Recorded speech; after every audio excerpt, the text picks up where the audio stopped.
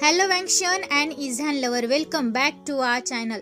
Thank you guys, आपके प्यार और सपोर्ट के लिए। आपका प्यार और सपोर्ट यूं ही बरकरार रखेगा मेरे साथ। अगर आपने चैनल को सब्सक्राइब नहीं किया है तो प्लीज सब्सक्राइब कर देना। गाइस, आज हम I am a man not your queen का नेक्स्ट पार्ट देखने वाले हैं।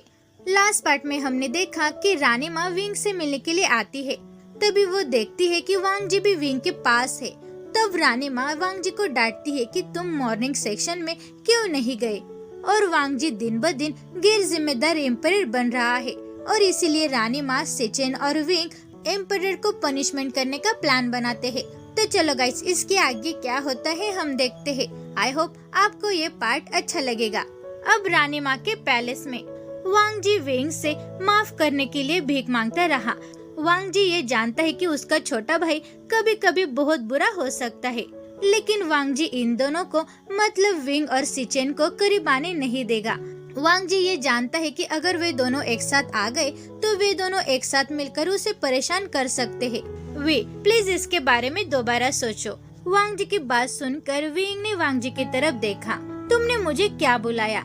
विंग ने सीधे वांग जी को देखते हुए कहा। वांग जी ने ये महसूस किया कि उसने अभी अभी क्या किया है। अब ये सच है कि वो अपनी बात पर कवर नहीं कर सकता। विंग को अभी तक वांग जी से प्यार नहीं हुआ है। माय बिलो, तुमने अपनी बातें सुनी होगी। मुझे सच में याद नहीं कि मैंने तुमसे ऐसा कुछ कहा है। ये सच में अजीब बात है। मैंने सिर्फ तुमसे कहा था माय बिलो वाइफ इस बारे में फिर से एक बार विचार करे। वांग जी ने अपने बिलो को स्टूपिड बनाते हुए कहा। वांग जी अब ये बताने के लिए तैयार नहीं है कि वो लैंजन है। ये उसके लिए सही समय नहीं है, इसलिए वो अभी भी विंग से कुछ नहीं कह सकता। ठीक है, जाने दो। वैसे मैंने ही कुछ गलत सुना होगा। आप उसके जैसे कभी हो ही नहीं सकते। वो आपके बहुत अपोजिट है। वो बहुत अच्छा और केयरिंग करने वाला पर्सन है और आप तो सिर्फ एक परवर्ट हो। आपके थॉट्स में ज्यादा गंदे थॉट्स ही आते हैं, विंग ने कहा और पेंट करना जारी रखा। हाँ माय बिलो, आपने ही कुछ गलत सुना होगा, लेकिन मैं ये श्योर करता हूँ कि उसके जैसा अच्छा बनने की मैं कोशिश करूँगा। मैं ये तुमसे प्रॉमिस करता हूँ और मैं तुम्हें दुनिया की सारी खुशियाँ दे दूंगा और वो सब कुछ करूँगा जिससे तुम खुश हो जाओ। माय बिलो, मैं सच में आपके लिए कुछ भी कर सकता हूँ, वांग जी ने कहा। वांग जी विंग को वी बुलाने वाला था, लेकिन उसने तुरंत अपना मुंह ढक लिया। आज मुझे क्या हो गया है? मेरे साथ क्या गलत है? मैं ऐसा बिहेव क्यों कर रहा हूँ? मेरे इस बिहेवियर के कारण विंग को शक हो जाएगा, वांग जी ने अपने मन में सोचा। यूर मैजेस्टी, मुझे ऐसा क्यों लग रहा है कि आप मुझसे कुछ छिपा रहे हैं? आप अभी के अभी इसे बता दो कि आप क्या छिपा रहे हैं। विंग ने वांग जी के सीधे आंखों में देखते हुए कहा। पहली बार जब वांग जी ने उसके हाथों को छुआ था तो उसे एक फैमिलियर टच महसूस हुआ था और उसने मुझे उस नाम से पुकारा। केवल लैंजन ही मुझे उस नाम से बुलाता है और उसने एक बार नहीं ऐसा 2 बार कहा है। ये सिर्फ एक कोइंसिडेंट नहीं हो सकता। कुछ तो ऐसा है जो मुझे अभी तक नहीं पता, विंग ने अपने मन में सोचा। माय बिलो, सच में ऐसा कुछ भी नहीं है जिसे मैं छुपा रहा हूँ। मैं जो कुछ भी करता हूँ वो हमेशा एक ट्रांसपेरेंट रहता है जिसे आसानी से कोई भी बता सकता है, वांग जी ने कहा। लेकिन उसने विंग के स्ट्रॉन्ग गेस को थोड़ा परहेज किया। अगर वांग जी केयरफुल नहीं होगा तो ये श्योर है कि वो विंग के हाथों से पकड़ा जाएगा। सच में, लेकिन मैं तुम्हारी आवाज में बेईमानी महसूस कर सकता हूँ। क्या मैं आपका फेस देख सकता हूँ? मैंने सुना है कि आप बहुत ही सुंदर है, तो मैं इसे सच में देखना चाहता हूँ, विंग ने कहा। I am sorry my below, लेकिन मुझे अब जाने की जरूरत है। मुझे कुछ एक इम्पोर्टेंट काम याद आ गया। मैं अपना काम खत्म करने के बाद पनिशमेंट लेने के लिए यहाँ फिर से आऊँगा, वांग जी ने कहा और बहुत तेजी से वहाँ से चला गया। ऐसी कुछ तो बात है जो तुम मुझसे छुपा रहे हो वांग जी, विंग खुद से बड़बड़ाया और वो जो कर रहा था उसे जारी रखा। मुझे पता है कि वांग जी मुझसे कुछ छिपा रहा है और मैं ये पता लगाऊंगा कि वो मुझसे क्या छुपा रहा है, विंग ने अपने मन में सोचा। विंग ने पैलेस में कैसे रहना है, अपने हस्बैंड की कैसे केयर करनी है और सभी रूल्स और रेगुलेशन की स्टडी करने में बिजी है। मुझे क्या करना है और क्या नहीं करना चाहिए और एक एम्प्रेस के रूप में कैसे खुद को संभालना है और दूसरों के साथ कैसे बिहेव करना है और सभी मामलों को ईमानदारी से कैसे खत्म करना है। ये बहुत थका देने वाला था और इसके लिए बहुत डेडिकेशन की जरूरत होती है। एक आदमी की कैसे केयर करनी है, अगर इस बारे में मैं एक लेडी से कॉम्पीट करूं तो मुझे पूरा यकीन है कि मैं ही जीतूंगा। विंग ने अपने मन में सोचा। मास्टर, आप आज क्या करना चाहते हैं? वेननिंग ने विंग से पूछा। मैं कुछ भी करना नहीं चाहता, आज मुझे बहुत बोर हो रहा है, विंग ने कहा और उसने अपना डे ड्रीम देखना जारी रखा। मास्टर, हिज मैजेस्टी से मिलने के बारे में क्या? उन्होंने आपको बहुत याद किया होगा, वेननिंग ने विंग को रेड और ब्लश करते हुए कहा। हिज मैजेस्टी इन कुछ दिनों में बहुत ही बिजी है और शायद कभी ही वो विंग के पैलेस का दौरा करते हैं और इस वजह से विंग बहुत बोर होने लगा। ईमानदारी से कहे तो विंग को वांग जी के साथ रहने के लिए इस्तेमाल किया गया है। वो हमेशा उसे चिढ़ाता है। विंग ने पैलेस में कुछ लोगों से लैंसहन के बारे में पूछने की कोशिश की, लेकिन सभी के पास एक ही जवाब है कि उन्होंने कभी भी लैंसहन को नहीं देखा या उसके बारे में कभी भी नहीं सुना। और तोबाजुन के बारे में, वो तो पतली हवा में कहीं पर तो गायब हो गया, वो विंग के सामने ही नहीं आया। चलो हम एम्पायर के पैलेस में चलते हैं, मुझे उनकी बहुत याद आ रही है, विंग ने कहा। इसमें कोई भी बड़ी बात नहीं है।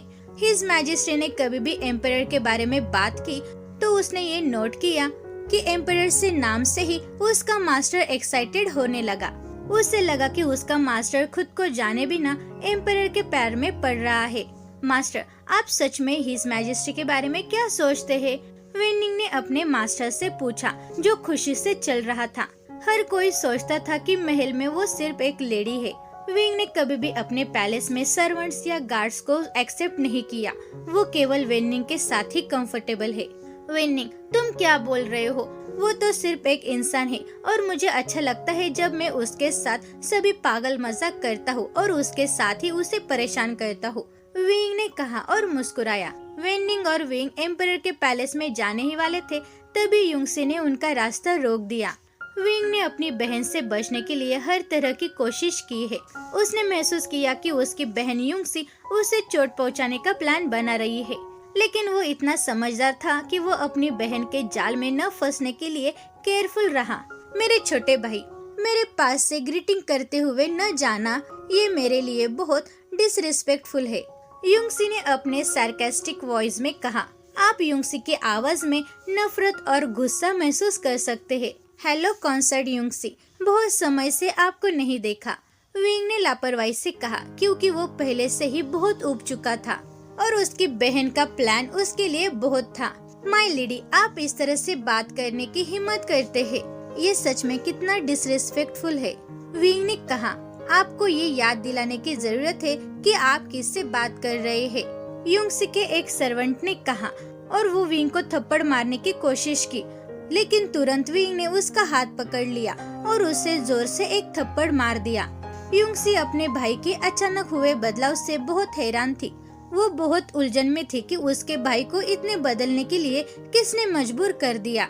कॉन्कुबाइन युंगसी, आप भूल गए होंगे कि मैं एक फ्यूचर इम्प्रेस हूँ और आपने मुझे ठीक से ग्रीड भी नहीं किया, या शायद आप रूल्स को भूल गए हैं, विंग ने कहा।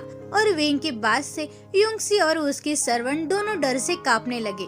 कॉन्कुबाइन युंगसी, क्योंकि आप मेरी बहन हैं, इसलिए मैं तुम्हें कोई भी हार्ड पनिशमेंट नहीं दूंगा, मैं सिर्फ यहाँ तुम्हें घुटने टेकने के लिए कहूँगा, विंग ने अपनी बहन के पास जाते हुए कहा। क्या सच में तुम में इतनी हिम्मत है कि तुम मुझे पनिश करोगे? युंगसी ने ये सोचकर कहा कि विंग सिर्फ मजाक कर रहा है। क्या आप एम्प्रेस के ऑर्डर को फॉलो ना करने की सजा जानते हैं? विंग के गार्ड में से एक ने कहा और उसने उस कॉन्कुबाइन को थप्पड़ मारा।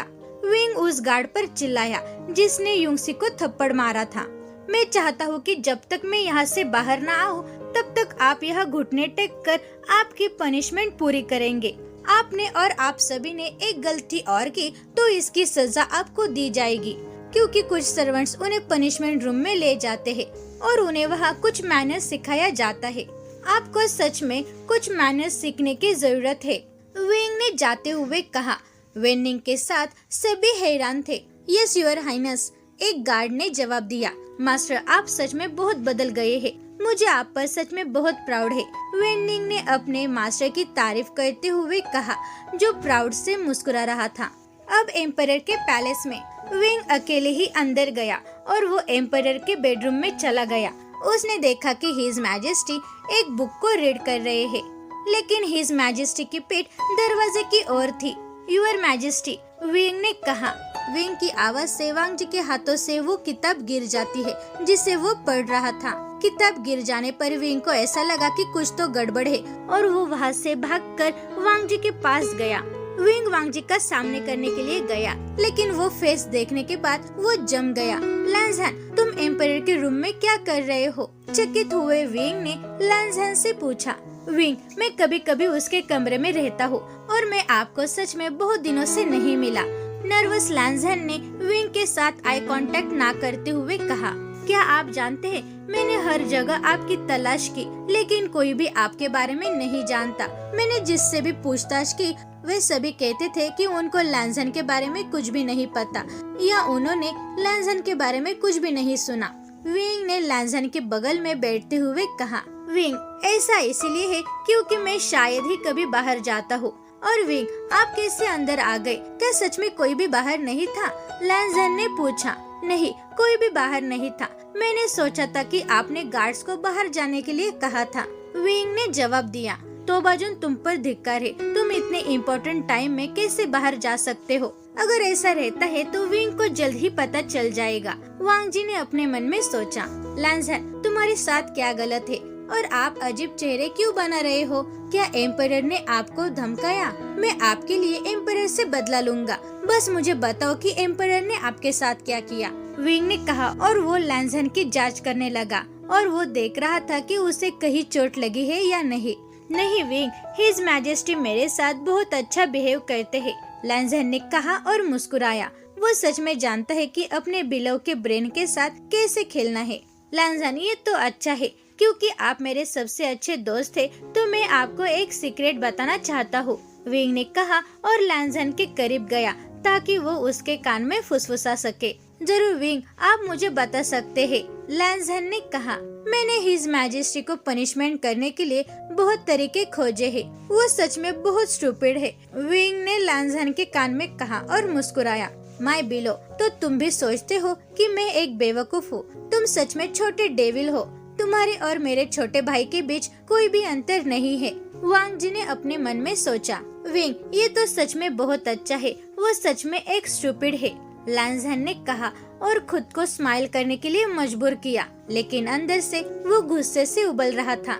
हाँ लैंसहैन, वो सच में बहुत बेवकूफ है, लेकिन कुछ और है और मुझे सच में उससे प्यार हो गया है। लेकिन उसे ये मत बताना, ये सिर्फ मेरे और तुम्हारे बीच में एक सीक्रेट होगा, विंग ने लैंसहैन के कान में कहा।